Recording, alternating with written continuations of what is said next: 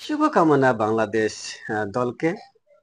ধন্যবাদ জানাই বাংলাদেশ পুরো টিমকে আজকের ম্যাচটি অসাধারণভাবে জিতে নেওয়ার জন্য। সেই সাথে বাংলাদেশ সিরিজ জিতেছে এবং সেই সাথে বাংলাদেশ আরো এক ধাপ এগিয়ে গেল আইসিসি র্যাঙ্কিংয়ে।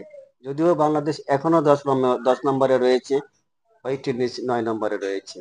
আশা করি আগামী যে ম্যাচগুলো রয়েছে সেই ম্যাচগুলোকে টপে ওয়েস্ট ইন্ডিজকে পিছনে ফেলে 9 নম্বরে যাবে, তারপরে 8 নম্বরে উঠবে।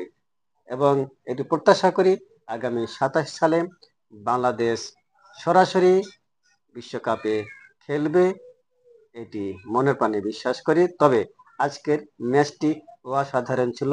ধন্যবাদ জানাই সাইফ হাসানকে, ধন্যবাদ জানাই আমাদের সৌম্য সরকারকে।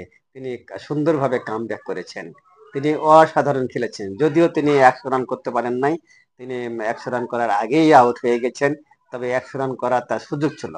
তো ধন্যবাদ সৌম্য সরকার, ধন্যবাদ মেহেদী মিরাজ, তিনি অসাধারণ ক্যাপ্টেন্সি করেছেন।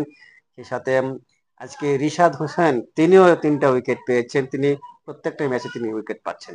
তবে আজকের খেলাটা একেবারে খুবই অসাধারণ, অনেক বছর এরকম খেলা দেখি নাই। তো আবারও কনগ্রাচুলেশন বাংলাদেশ ক্রিকেট টিমকে।